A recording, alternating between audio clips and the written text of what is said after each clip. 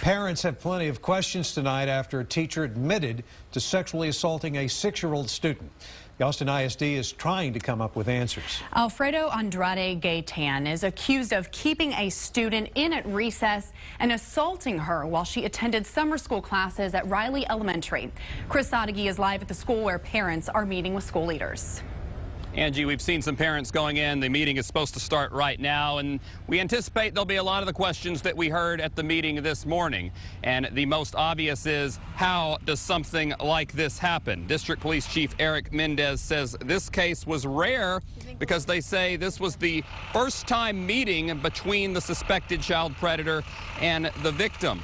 The other big question is, what about the policies when it comes to teachers being alone with students? Well, the chief said with the ages of elementary school students, a lot of times that situation may be inevitable day to day, but they will review the protocol. The district is trying to get them answers, but parents are obviously sitting there with a lot of questions.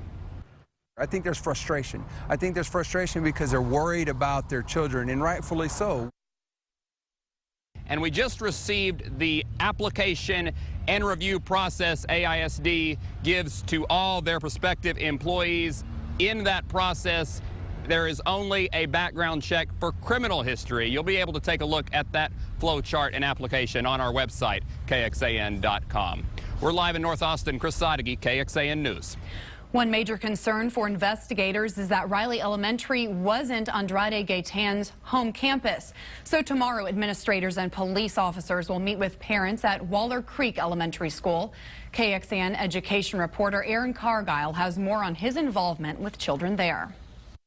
Good evening. Alfredo Andrade Gaitan was just teaching summer school at Riley. This is where he taught during the school year, Walnut Creek Elementary, where he had access to about 900 kids a day.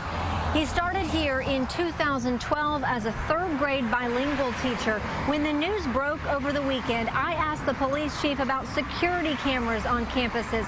All AISD schools have them, but there are no cameras in classrooms because state law does not allow it. There are cameras in other parts of the building, including the entrances and some hallways.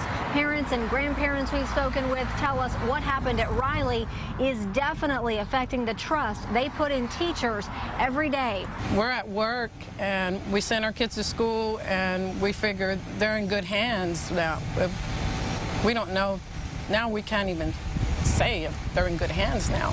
Now, this investigation is not over. AISD is urging parents to talk to their kids, especially those who have been around this teacher, and ask them if anything out of the ordinary has happened. In Central Austin, Aaron Cargyle, KXAN News.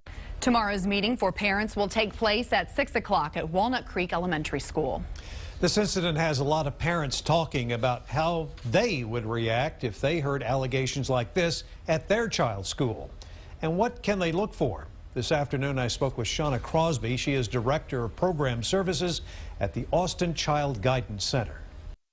How do you work through trauma like this? The most important aspect of beginning to work with kids who have experienced trauma is to let them know that it's not their fault. They need to know that their parents and their loved ones believe them. How do you talk to your children about this? It's important for parents to have conversations with their kids from an early age about what good touch is and bad touch is, and to let them know what the boundaries are around their own bodies. But it's important not to ask your child too many questions. Don't probe too much.